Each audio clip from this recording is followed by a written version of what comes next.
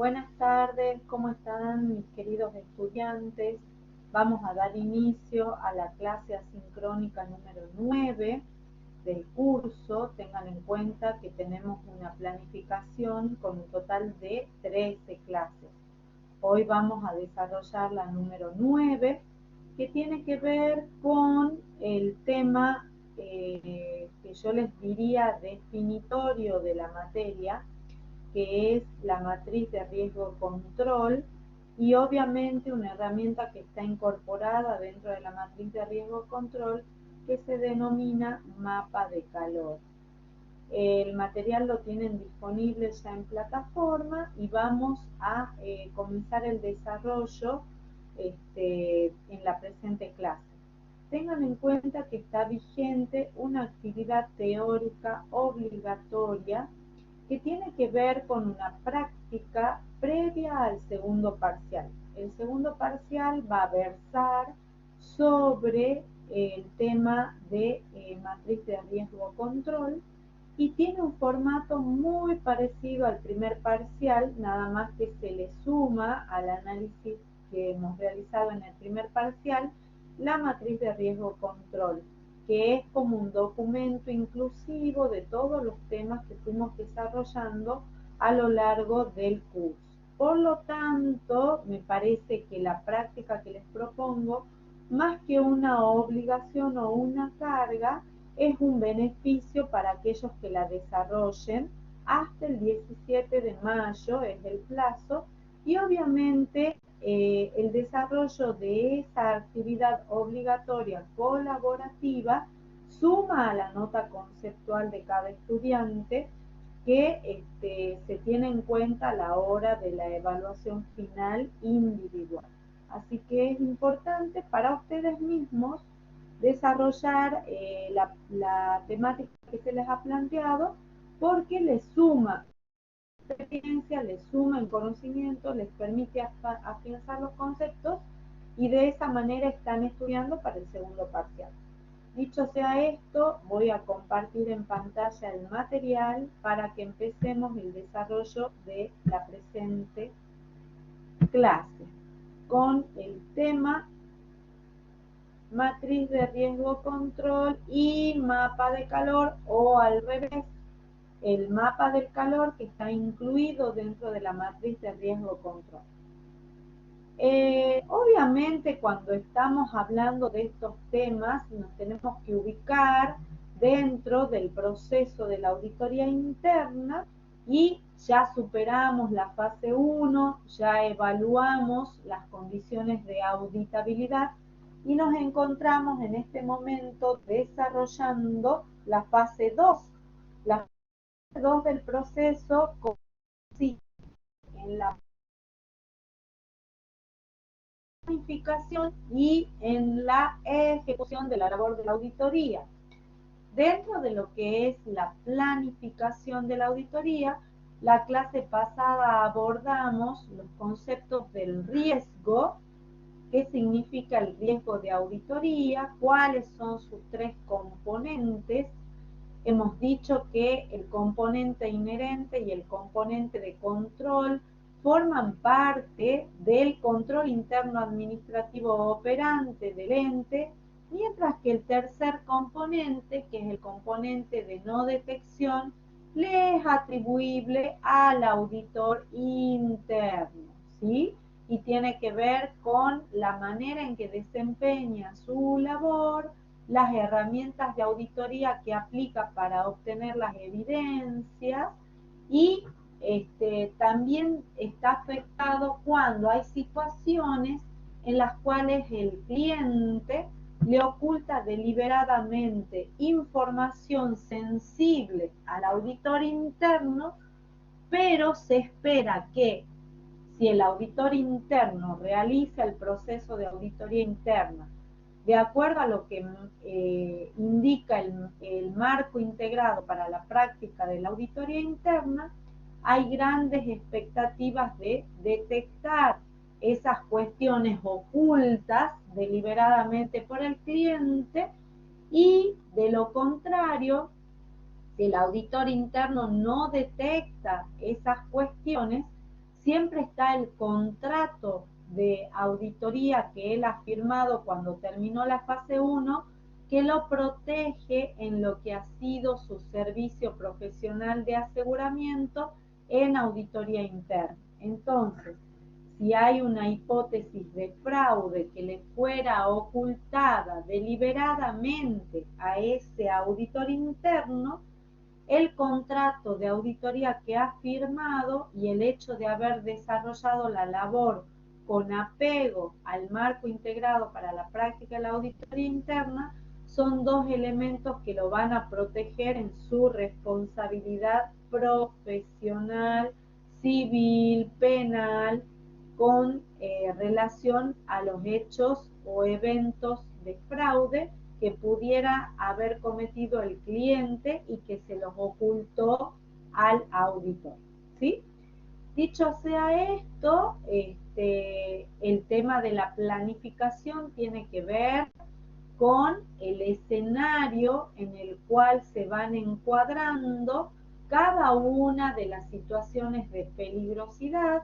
Recuerden ustedes que había 4 escenarios posibles que surgen de la relación entre el componente inherente y el componente de control del riesgo de auditoría, y que esos 4 escenarios se grafican en un eje de coordenadas cartesianas ortogonales, y que en función de las 4 combinaciones posibles entre componente inherente alto o bajo y componente de control alto o bajo, se definen estos 4 escenarios que representan la mayor o menor peligrosidad para el ente, y en función de esos escenarios se eligen las herramientas de auditoría con las cuales el auditor interno se va a proveer de la evidencia que necesita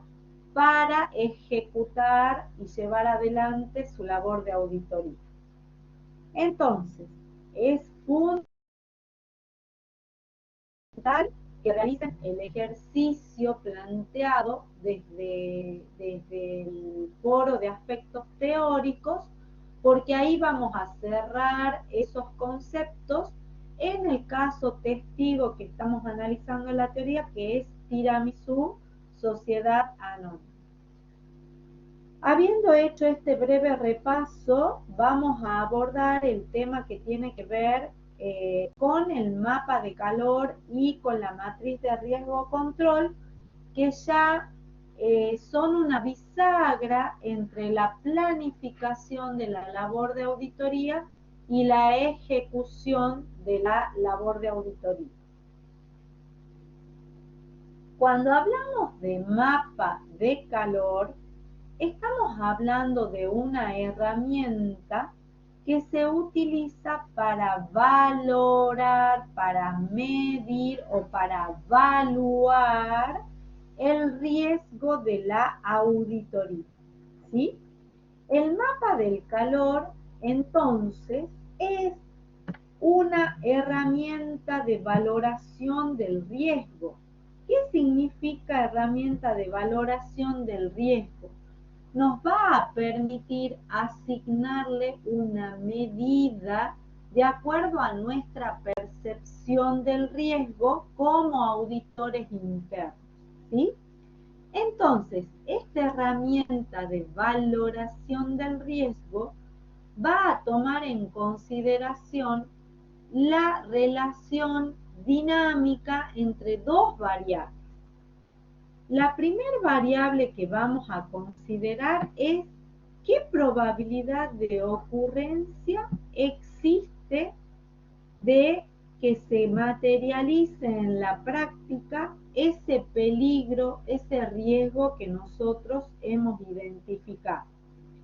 Y una vez que nosotros ya decimos cómo es esa probabilidad de ocurrencia, decimos si es una probabilidad alta, una probabilidad media o una probabilidad baja, entra en escena la otra variable que tenemos que tener en consideración, que es una vez producido o verificado en la realidad ese peligro o ese riesgo que nosotros estamos evaluando, ¿qué impacto le va a producir al ente considerado en su conjunto? Entonces, de la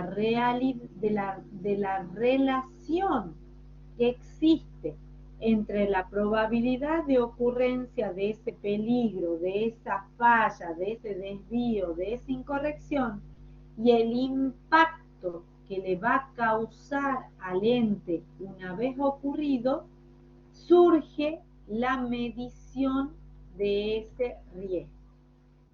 Y acá tenemos graficado nuevamente en un eje de coordenadas cartesianas ortogonales el mapa del calor. En el eje de las ordenadas tenemos el impacto, es decir, una vez ocurrido, configurado, materializado ese riesgo, ¿cómo le va a afectar al ente considerado en su conjunto bajo el enfoque de la teoría de los sistemas? Y en el eje de las abscisas tenemos la variable, la probabilidad de ocurrencia. ¿Qué significa? ¿Qué tan probable es que se produzca este peligro, este riesgo que nosotros estamos evaluando? Y de la combinación dinámica entre el impacto bajo, medio o alto, tenemos la probabilidad baja, media o alta, es decir, cuando estamos en la intersección de las abscisas y de las ordenadas, ustedes ya saben que el valor de referencia es 0, es decir, impacto bajo y probabilidad de ocurrencia baja. Es la situación ideal. Ahora, mientras más nos alejamos del eje, de la intersección entre abscisas y ordenadas, entonces más alto va a ser la variable que estamos evaluando. En las abscisas más elevada va a ser la probabilidad de ocurrencia y en el eje de las ordenadas más elevado va a ser el impacto en el ente considerado en su conjunto.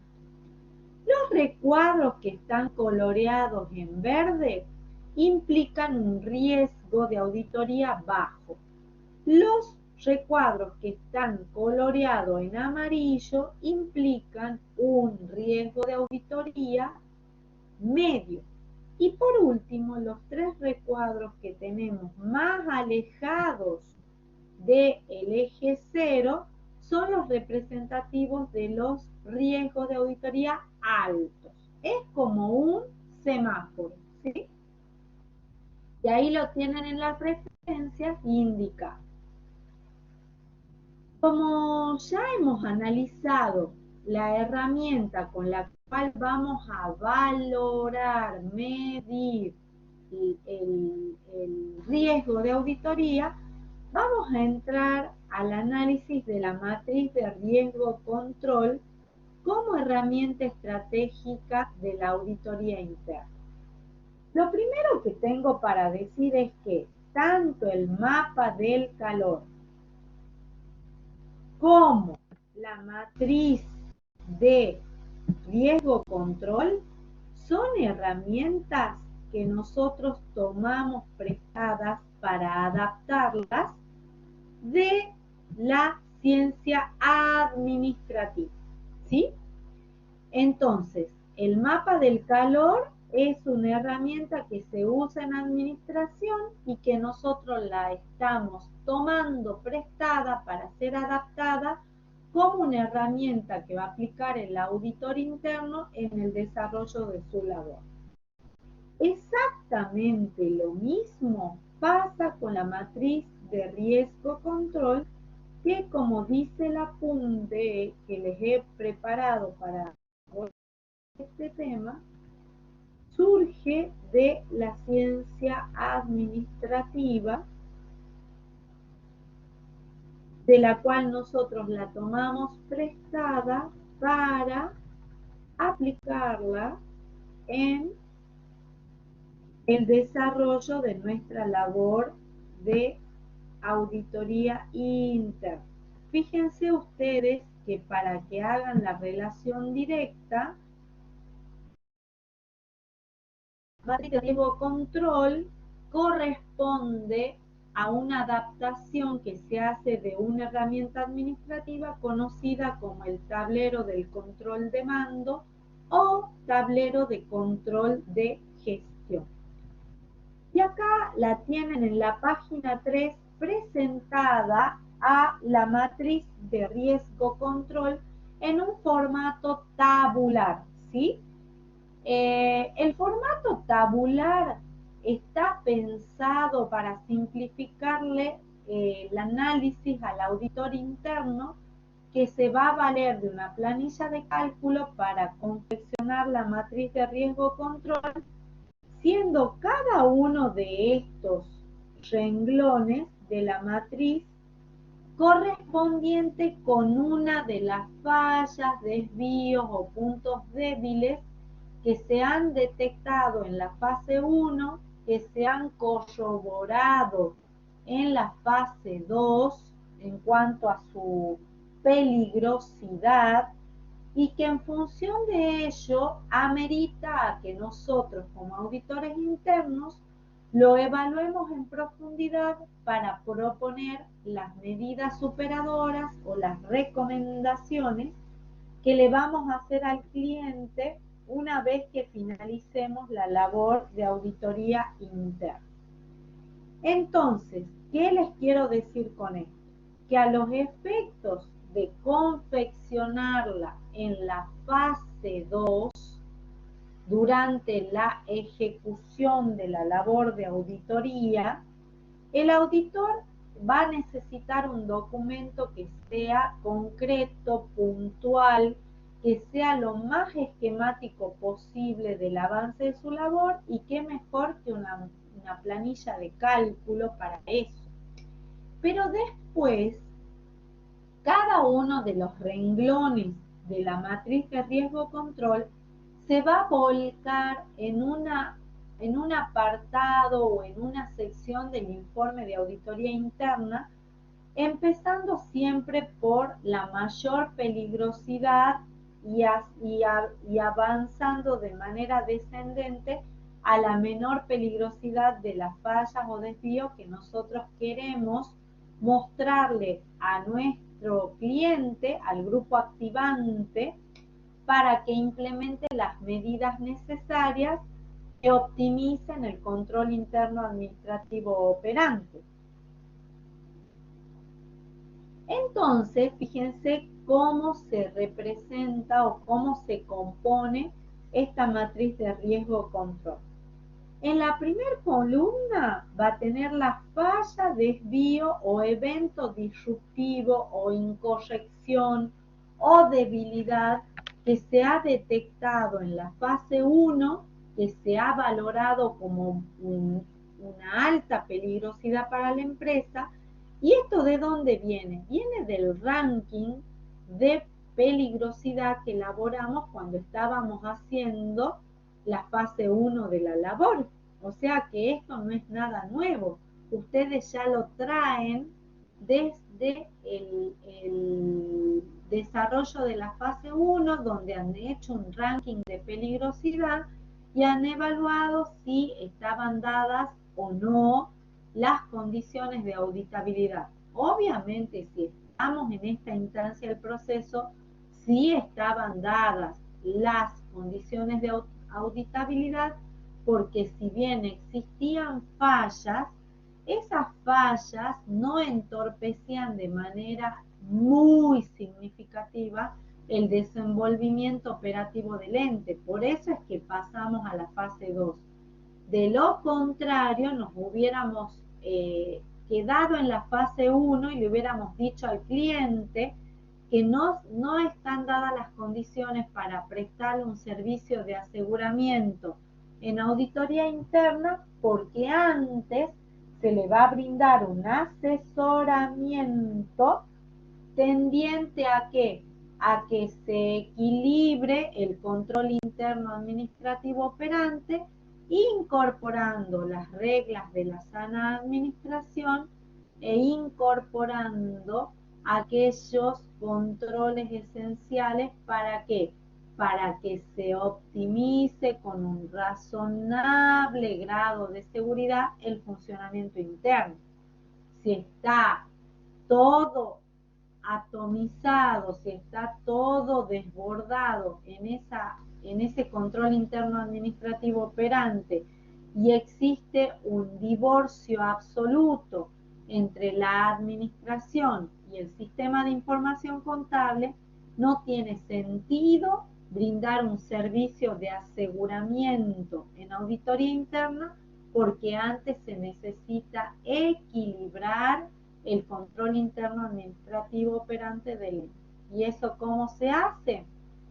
Se hace aplicando los estándares de control interno que nosotros sabemos que el que está adoptado por el marco integrado de la práctica de auditoría interna es el modelo COSO, con sus 5 componentes, con sus objetivos y con su implementación en los distintos niveles de la organización, y que una vez que se equilibra ese control interno administrativo operante, recién entonces están dadas las condiciones de auditabilidad.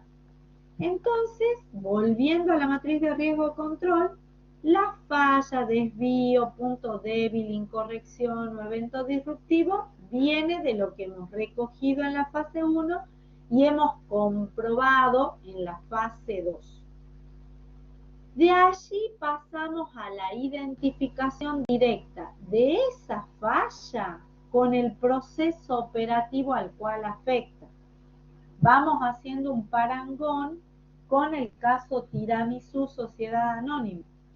El peligro de mayor, o el riesgo, la falla de mayor peligrosidad que existe en Tiramisú S.A. está dada en el área de almacén por la no realización del control de recepción en las compras mayoritarias de materia prima, de insumos, de productos, de mercadería de reventa a los proveedores Alfa y Beta S.A. Esa falta de control de recepción que se está produciendo en el área de almacén de Tiramisú S.A. ha generado tal inconveniente, tal descalabro en la empresa, al punto que los clientes mayoritarios de Tiramisú S.A. interrumpieron sus pagos y amenazan con cambiar de proveedor, ¿sí? Entonces dijimos que la falla, desvío o punto débil en el ranking de peligrosidad ocupaba el primer lugar esta falla, ¿sí? El jefe de almacén de Tiramisú S.A. había decidido de manera unilateral no controlar la recepción de las mercaderías compradas a los proveedores mayoritarios Alfa y Beta, porque él entendía que ese control era una pérdida de tiempo, habida cuenta que se trabajaba hacía más de 15 años con estos proveedores, había una excelente relación, había un trato de confianza, y para él controlar la recepción de la mercadería de esos proveedores era una pérdida de tiempo, ¿sí? Entonces, ¿en qué procedimiento operativo estaríamos enmarcados ante esta falla, desvío, punto débil, incorrección o evento disruptivo? Obviamente estamos dentro del procedimiento de compras en cuenta corriente. Bien, ¿cuál es el área epicentro de esa falla, desvío o punto débil detectado? Sin lugar a dudas, ¿cuál es? Es el área de almacén. ¿sí? De allí pasamos a la siguiente columna que dice cuáles son las áreas relacionadas. Y esto es sumamente simple de identificar bajo el enfoque de la teoría de los sistemas. El área epicentro es almacén dentro del procedimiento operativo de compras en cuenta corriente. Entonces, ¿cuáles van a ser las áreas relacionadas a almacén en ese procedimiento operativo? Va a estar relacionada el área de compras, va a estar relacionada el área de administrativo contable, y dentro del área administrativo contable va a estar relacionada el área de finanzas, llegado el momento de tener que pagar por esas compras en cuenta corriente a los proveedores mayoritarios alfa y beta. Ese es el encuadre del problema. Son 4 columnas que ya las tenemos perfectamente relevadas desde la fase 1 del proceso de auditoría interna. Lo único que tenemos que hacer es encasillar, tabular la información que ya tenemos en nuestros documentos de trabajo después de haber completado la fase 1 del proceso. A continuación, ya entramos en lo que es el detalle fino de lo que vinimos haciendo durante la fase 2 del proceso de auditoría. Y lo primero que le dice es que identifique cuál es el riesgo, ¿sí? Que usted diga cuál es el peligro que se deriva de la falla que indicamos o señalamos en esta primer columna. Vamos al caso concreto de Tiramisú Sociedad Anónima. La falla era que el jefe de almacén decidió de manera unilateral no controlar las compras a los proveedores alfa y beta Sociedad Anónima. ¿Cuál es el riesgo que se genera como consecuencia de esa falla? El riesgo, el peligro es que se reconozcan compras a proveedores que no reúnen las condiciones de calidad, de cantidad y de precio que fueron oportunamente solicitadas a los proveedores en cuestión. ¿Qué significa eso? El peligro, fíjense, reconocimiento de compras a proveedores mayoritarios que no reúnen las condiciones de calidad, de cantidad y de valor o de precio que fueron oportunamente solicitadas a esos proveedores mayoritarios. Ese es el riesgo, ¿sí?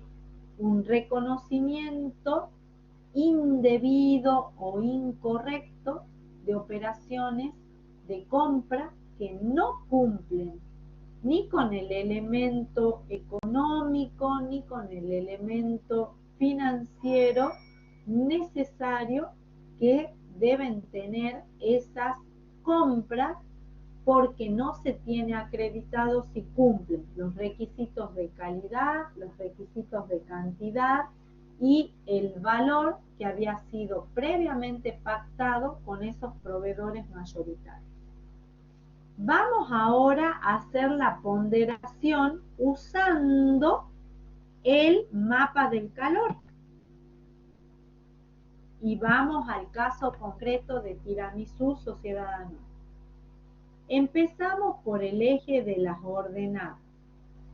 ¿Qué probabilidad de ocurrencia tiene el hecho de que se reconozcan compras a los proveedores alfa y beta que no cumplen con las condiciones de calidad, de cantidad y de precio que fueron oportunamente pactadas con esos proveedores, teniendo en cuenta que son los proveedores mayoritarios del ente, es decir, que le venden el 80% de las compras de mercaderías que se realizan, y que los clientes de la empresa ya manifestaron con gran énfasis que están muy disconformes por la calidad de los productos que se les estaban vendiendo. Entonces, díganme ustedes, ante ese escenario, la probabilidad de ocurrencia de ese peligro en Tiramisú S.A. ¿es medio, es bajo o es alto? Sin lugar a dudas, es alto. La probabilidad de ocurrencia es alta, lo cual nos ubica en estos dos posibles escenarios, ¿sí? Alto, alto, alto. Como estamos en el eje de las abscisas, probabilidad de ocurrencia, nos queda este casillero de acá y este casillero de acá. Alto. Nos falta evaluar la otra, la otra variable que está en el eje de las ordenadas. ¿Cuál es el impacto en la empresa Tiramisú Sociedad Anónima? Ese peligro de que se reconozcan compras que no cumplen ni las condiciones de calidad, ni las condiciones de cantidad, ni todo lo que se ha pactado con los proveedores mayoritarios. El impacto en la empresa considerada en su conjunto. Estamos en una empresa que es de naturaleza comercial, que se dedica al rubro gastronómico, donde la calidad de los productos gastronómicos que se comercializan es una condición muy, pero muy esencial para poder llevar adelante la actividad comercial, donde estamos hablando de una cartera de clientes que ya se han quejado de manera contundente, que han interrumpido su cadena de pagos a Tiramisú y que han amenazado en dejar de comprarle a Tiramisú S.A. Entonces, díganme ustedes, ¿cómo es el impacto? ¿Bajo, medio, alto? Es un impacto alto. Entonces, estamos ubicados justamente en este casillero, ¿sí? O en este casillero, donde el impacto es alto, o sea que estamos en esta zona de la tabla, y obviamente su probabilidad también es alta, con lo cual estamos en este casillero que está ubicado en el margen superior derecho de la grilla, donde la probabilidad de ocurrencia es probable y el impacto es crítico. Es muy importante el impacto en la empresa. Es decir, que estamos ante un peligro, coincide con el análisis preliminar que hicimos, estamos ante un peligro elevado, ¿sí? Entonces, volvemos a la matriz de riesgo-control y dice, la columna 2, ¿cuál es la ponderación de ese riesgo aplicando el mapa de calor? Y vamos a decir que es alto porque se estima que la probabilidad de ocurrencia es alta y el impacto en el ente considerado en su conjunto también es alto. Ante esa situación donde el riesgo se evalúa como alto, tenemos que decir qué componente del riesgo es el que está incrementado en mayor medida. Y nosotros sabemos que componentes del riesgo que dependen de la empresa son dos. El componente inherente y el componente de control. En este caso, ¿cuál era la situación concreta en el área de almacén? ¿Existe definido de antemano, preestablecido, un control de recepción en el área de almacén? La respuesta es sí, existía predefinido y preestablecido el control de recepción en el almacén. ¿Cómo sé eso? Lo sé por la entrevista al gerente general y lo sé por la entrevista al jefe del área de almacén. Y además porque en los remitos que encontré en el área de almacén pude observar que las recepciones de mercadería de los proveedores minoritarios sí eran debidamente controladas en el área de almacén. En función de esos tres aspectos, puedo decir que sí existe creado en el control interno administrativo de la empresa un control de recepción en el área de almacén. Pasamos a la siguiente cuestión. ¿Se cumple en la práctica el control de la recepción de todas las mercaderías que llegan al almacén de la empresa Tiramisú S.A.? Y la respuesta es no. ¿Por qué? Porque no se controlan las recepciones de mercadería que envían los proveedores mayoritarios alfa y beta. ¿Qué evidencia tengo para defender o para sostener esa respuesta? Tengo la entrevista al jefe del almacén donde me admite que considera que es una pérdida de tiempo controlar las mercaderías que envían alfa y beta, y tengo todos los remitos o la selección de la muestra representativa de remitos de compra a alfa y a beta, donde ninguno de ellos tienen el rastro del control de la recepción ni están conformados por el empleado del almacén que realizó el control. Directamente no está conformados los remitos de compras a los proveedores alfa y beta. Sí están conformados, a diferencia, aquellos remitos de los proveedores minoritarios cuyas mercaderías sí fueron objeto de control de recepción en el área de almacén. Ante esa situación, que sí está el control creado, pero que no se cumple en la práctica, el componente del riesgo que se incrementa de manera significativa es el componente del control. ¿Por qué? Porque está fallando la actividad del control en el área de almacén. ¿Por qué? Porque el jefe de almacén dio la orden que las mercaderías que vienen de los proveedores alfa y beta no se controlen en la recepción. Pasamos a la cuarta de las columnas.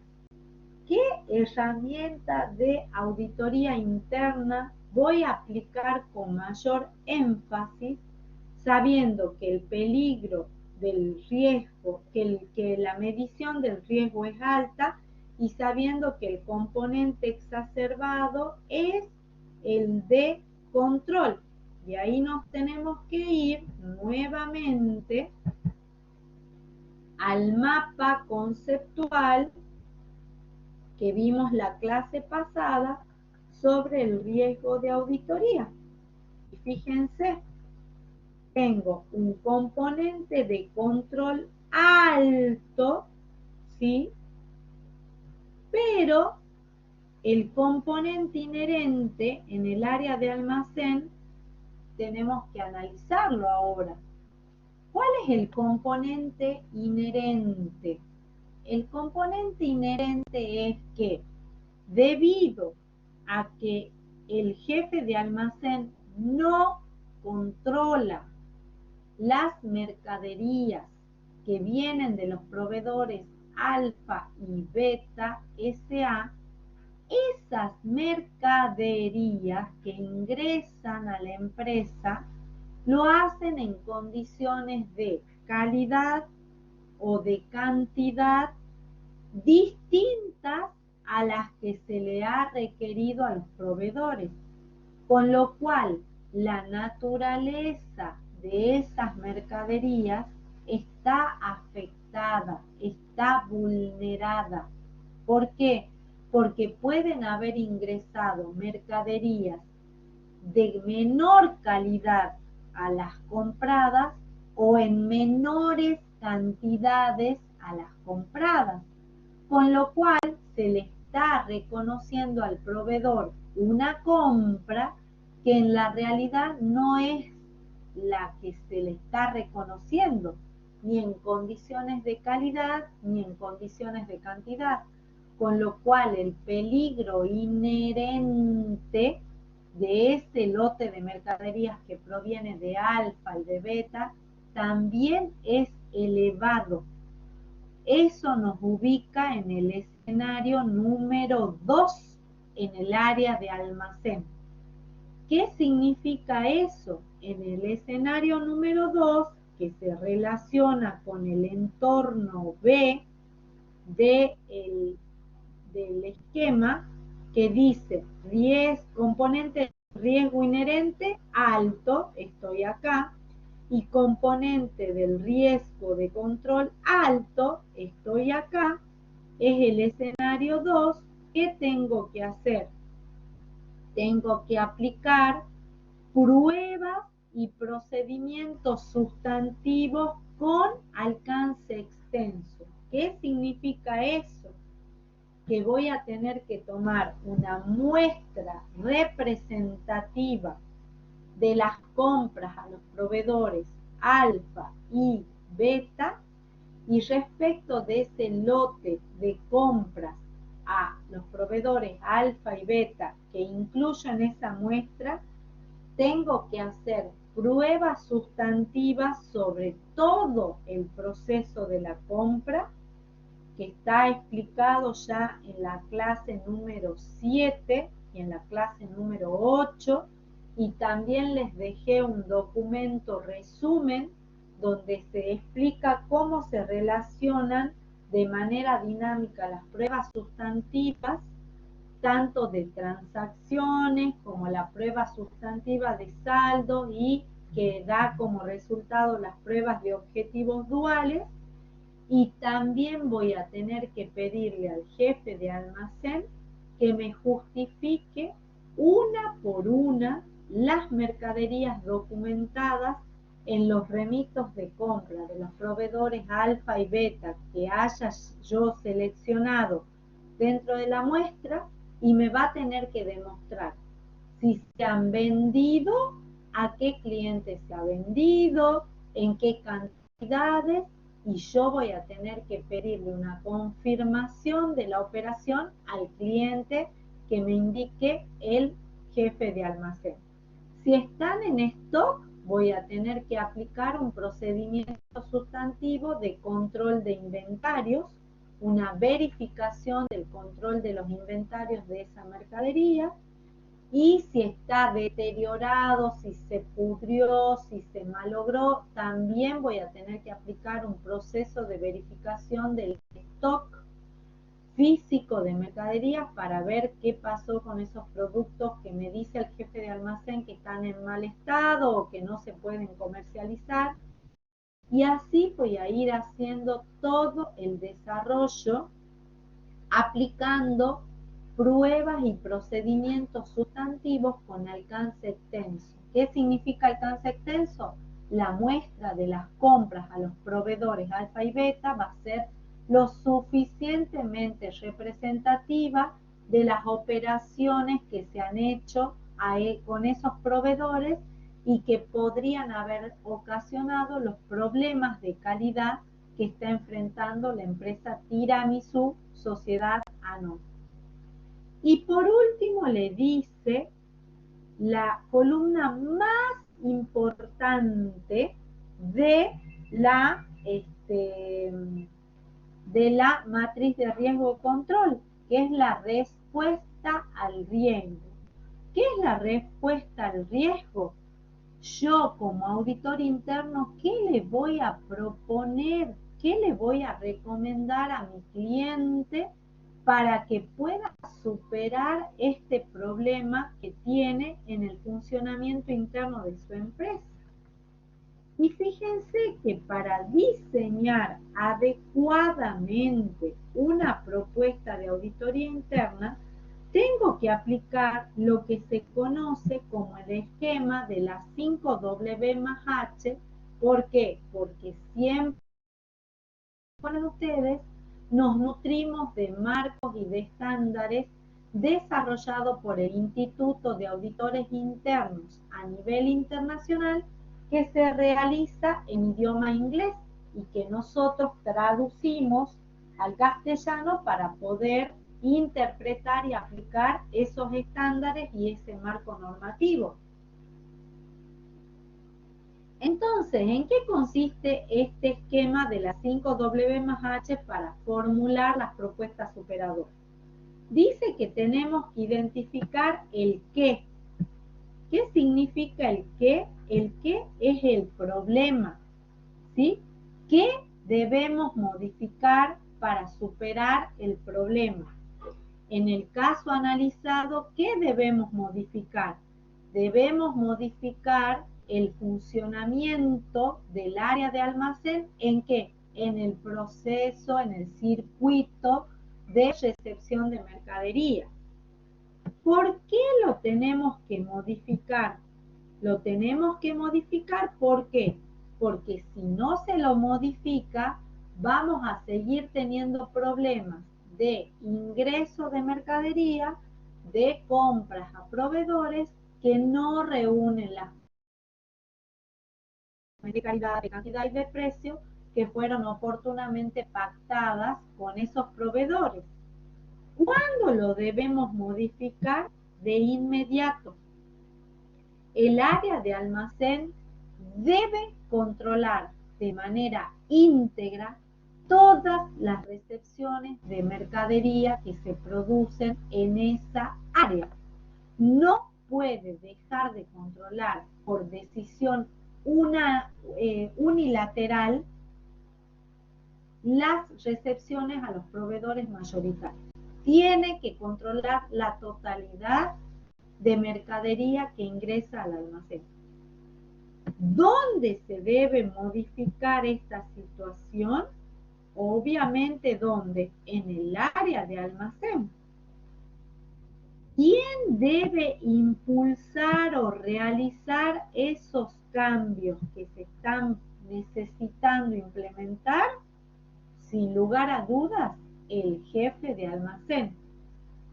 ¿Cómo se va a realizar la reforma? Y acá el cómo tiene que ver con el grupo activante. El grupo activante es el que le debe dar la orden al jefe de almacén de que cumpla de manera integral con la pauta obligatoria del control de la recepción de las mercaderías al área de almacén. Y además de darle la orden de que cumpla de manera integral con el control de la recepción de la mercadería al almacén, le debe dar la orden de que debe proceder a conformar los remitos de compra de los proveedores que envían la mercadería a la empresa y de manera inmediata debe girar ese remito conformado al área administrativo contable. El área de almacén no puede quedarse en poder de los remitos de compra de los proveedores, de ninguna manera. Los tiene que remitir al área administrativo contable. Si desea quedarse con un ejemplar del remito del proveedor con el conformado que se realiza en su área, lo puede escanear y guardar de manera digital. Pero el remito físico que envían los proveedores acompañando a la mercadería que le envían a la empresa debe ir al área administrativo contable, que es la encargada de archivar toda la documentación que se va a utilizar en la empresa. Toda la documentación que respalda la compra en cuenta corriente a los proveedores debe quedar almacenada en el área de almacén. Perdón, en el área de administrativo contable. De ninguna manera los remitos de los proveedores pueden quedar almacenados, valga la redundancia, en almacén. Porque si quedan en almacén, se prestan a situaciones de adulteración a cargo del personal del almacén. ¿Por qué? Porque ellos no están cumpliendo con su trabajo. Entonces, para tratar de cubrir su responsabilidad, pueden tomar los remitos de los proveedores y adulterarlos. Entonces, esa posibilidad no puede existir en Tiramisu S.A.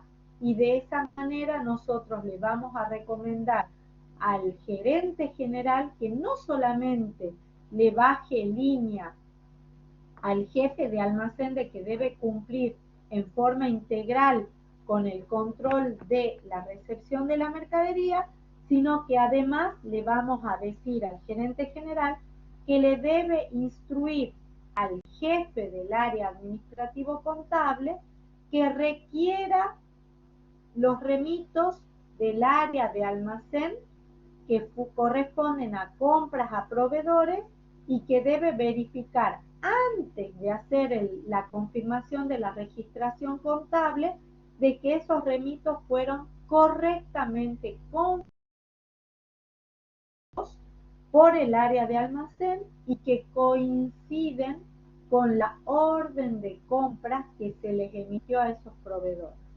De esa manera se cierra perfectamente el circuito de compras en cuenta corriente a los proveedores mayoritarios y se minimizan los desvíos, incorrecciones, puntos débiles o fallas que fueron detectadas en la fase 1, cuyo mayor ranking de peligrosidad corresponde a la falla que acabamos de analizar en el caso de Tiramisu S.A. De esta manera, mis estimados estudiantes, se completa la matriz de riesgo control que acabamos de desarrollar de manera teórica y que también la llevamos al terreno práctico en el caso Tiramisu S.A., con lo cual hemos terminado el tema de la clase de hoy. Por dudas, consultas o inquietudes, ustedes saben en la disposición el foro de aspectos teóricos. Así que eso sería todo por hoy. Me despido de ustedes, que tengan una excelente semana y nos vemos Dios mediante la próxima semana. Que estén muy bien. Hasta luego.